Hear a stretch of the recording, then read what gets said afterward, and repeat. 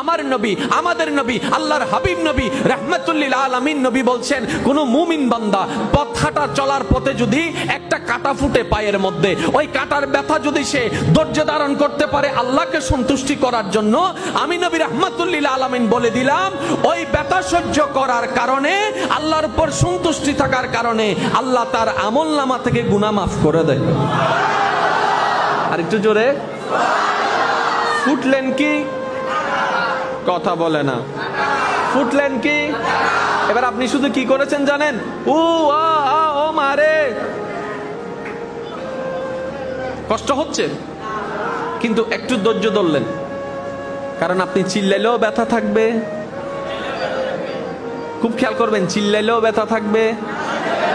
আপনি ফেল করছেন আর কি পরীক্ষা, আপনি ফেল করেছেন আর কি পরীক্ষা, এখন কান্নাকাটি করলে তো আর সেটা এ প্লাস আসবে না। এখন আমার যুবক ভাই বোনেরা, আমার যুবতী ভাই বোনেরা কি করে, যুবক যুবতী ভাই বোনেরা এটাকে না সহ্য করতে পেরে 10 জনের, ওই যে আমাদের সমাজের কিছু মানুষ আছে, ওই নিজের পাতে কি আছে কি দেখে না, মানুষকে শুধু বারবার খোঁটা মারে, মানুষের পাতের মধ্যে শুধু গুতা মারে। ছেলেটার ওই মেয়েটার এই হয়েছে, ছেলেটার এই হয়েছে, পড়ালেখায় পাস করতে পারে নাই, নিজেদের পরীক্ষায় পাস করে নাই, সে কথা আর বলে না। ওই একটা ছেলে A- পেয়েছে, একটা মেয়ে A- পেয়েছে, এটাকে উৎসাহ সে দেয় না। তারা তো জানে না জীবনের তকদিরের সফলতা গোল্ডেনে প্লাসের মধ্যে থাকে না, আল্লাহর রহমতের মধ্যে থাকে।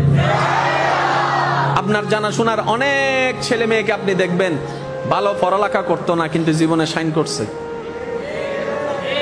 না, আছে নাকি না আপনারা বলেন। আবার যাদেরকে ছোটবেলা থেকে সবাই বলে সেটা অনেক ব্রিলিয়ান্ট, অনেক ভালো, এটাও তো আপনারা দেখেছেন। এটা আল্লাহ কেন করেছেন?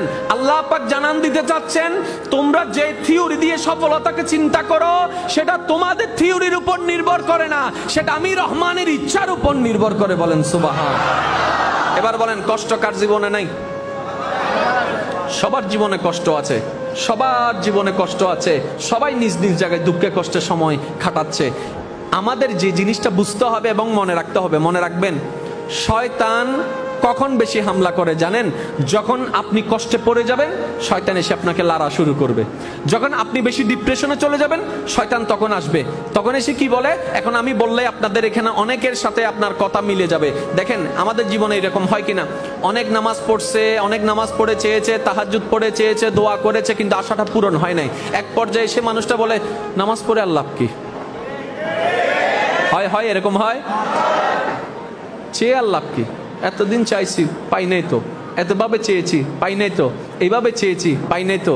আসলে সেটা ওনার কথা নয়, এর কিছুদিন আগে শয়তান এসে মনের মধ্যে বসাই দিয়েছে, পড়ে লাভ কি, তুমি তো পাচ্ছ না। আমরা বোকার মতো কি করলাম, ওই শয়তানের কথাটাকে নিজের কথা ভেবে আপন করে নিয়ে আমরা ধোঁকায় পড়ে গেলাম। আর সেজন্য সবার উচিত আগে শয়তানের ধোঁকা কাকে বলে সেটা যাচাই বাছাই করা, শয়তানে কিভাবে ধোঁকা দেয় সেটা বুঝতে পারা। কারণ আপনার আমার যেভাবেই হোক আল্লাহর প্রিয় হতেই হবে। আর একটু জোরে বলেন না, আল্লাহর প্রিয় হবার ইচ্ছা আছে না নাই? আপনি চান কিংবা না চান আপনাকে মরতে হবে, আপনি চান কিংবা না চান আপনাকে কবরে যেতে হবে। কি নিয়ে যাচ্ছেন ভাই, কি নিয়ে যাচ্ছেন? নিজেকে প্রশ্ন করেন, তর্ক করার দরকার নাই, ঝগড়া করার দরকার নাই। এবার আল্লাহ পাক রব্বুল আলামিন কি সুন্দরভাবে বলছেন দেখেন, হে আমার বান্দাগণ, তোমাদেরকে আমি পরীক্ষা করব ভয় দিয়ে। আর একটু জোরে, হে আমার বান্দাগণ জেনে রাখো আমি তোমাদেরকে মাস্ট বি পরীক্ষা করব ভয় দিয়ে। সম্পদ নষ্ট করে, আপনজনদেরকে তোমার কাছ থেকে কেড়ে নিয়ে, আরো বিভিন্নভাবে আমি তোমাদেরকে পরীক্ষা করব, এতটুক জেনে রাখো। যেহেতু আল্লাহ জানাই দিয়েছেন তার মানে পরীক্ষা নিবেন। যেহেতু আল্লাহ জানাই দিয়েছেন আপনাকে পরীক্ষা নিবেন। এবার আপনি যতদিন এই দুনিয়ার মধ্যে থাকবেন এই পরীক্ষা আপনাকে সম্মুখীন হতেই হবে। হয়তো এইভাবে, না হয় এইভাবে, না হয় আপন দিয়ে, না হয় পর দিয়ে, আপনাকে এই পরীক্ষার সম্মুখীন হতেই হবে, এতটুকু মনে বসাই নেন। এবার পরীক্ষা যখন সামনে, ইচ্ছা করুক না করুক, মনে ভয় লাগুক না লাগুক, পরীক্ষার হলে তো যেতে হবে। এখন আপনার পরীক্ষা যখন সামনে, আপনাকে তো পড়ালেখা করতেই হবে। সেজন্য দেখলেন না এসএসসি পরীক্ষার মধ্যে যখন আমার ভাই বোনেরা পড়ালেখা করে নাই, যখন হঠাৎ করে অ্যানাউন্স হয়েছে পরীক্ষার সময় সবাই পড়ালেখা হুরুস্তুল পড়ালেখা শুরু করেছে। এই সামনে এসএসসি পরীক্ষা আসবে, আমার ভাই বোনেরা হুরুস্তুল পড়ালেখা করছে। এতদিন পড়ি নাই আমরা, সেটা এখন টানতে হচ্ছে আমাদেরকে। কথা বলেন ঠিক না? এবার আপনাকে পরীক্ষা দিতে হবে। এবার আপনি পরীক্ষার জন্য প্রস্তুতি যদি নিতে পারেন, আপনার জন্য সফলতা সহজ। এবার পরীক্ষার প্রস্তুতি কিভাবে নেবেন এবং সফলতা কিভাবে হবেন, সেটাও আল্লাহ পাক কোরআনের আয়াত দ্বারা বুঝাই দিয়েছেন। বলেন না সুবহানাল্লাহ? আরেকটু জোরে বলেন। আল্লাহ বলছেন বিভিন্নভাবে আমি তোমাদেরকে পরীক্ষা, আওয়াজ হয় নাই, হে বান্দারা জেনে রাখো আমি আল্লাহ তোমাদেরকে বিভিন্নভাবে পরীক্ষা, কিন্তু ওয়াবাশশিরিস সাবিরিন, শুভ সংবাদ আমি আল্লাহ জানাই দিলাম তাদের জন্য যারা সেই বিপদ আপদ মুসিবতের মধ্যে এসে শয়তানের পাল্লায় না পড়ে আমি আল্লাহর উপর সন্তুষ্ট থাকতে পেরে ধৈর্য ধারণ ধরে থাকতে পারে, ধৈর্য ধারণ করে থাকতে পারে। আমি আল্লাহ শুভ সংবাদ তাদের জন্য শুনাই দিলাম। তার বিপদও আছে, শুভ সংবাদও আছে। একটু খেয়াল করবেন, বিপদও আছে, শুভ সংবাদও। এবার বলেন তো কোনটা আগে? জোরে বলেন না। শুভ সংবাদ, শুভ সংবাদ। এবার শুভ সংবাদ চাই না কে?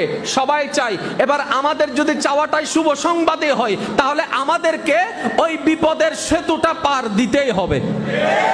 এবার বেজার লাগে কোথায়, শুভ সংবাদে নাকি বিপদে? জোরে বলেন না।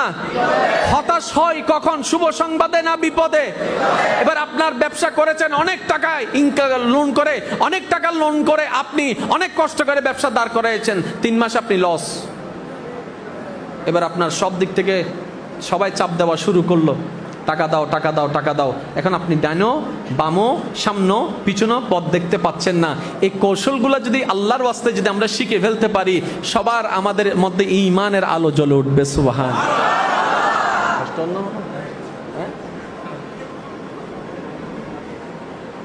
এই শীতকালে যে আমি কেন এত ঘামাই আমি সেটাই বুঝি না। অনাতুন গরম লান না, অদুনো হদ্দা না অদুনো হদ্দা, হ্যাঁ হন্ডে যাইতাম। আপনাকে পেয়ে সবাই ঠান্ডা হয়ে গেছে, আপনাকে পেয়ে সবাই ঠান্ডা হয়ে গেছে। ইতারা মনে কষ্ট পার ফানলার। এই আলোচনাটা বুঝার দরকার আছে না নাই? আমি প্রায় সময় একটা আফসোস করি, কোরআন যার কাছে আছে, হাদিস যার কাছে আছে, তার কাছে আর পৃথিবীর কোনো কারো কাছে পরামর্শ নেওয়ার দরকার।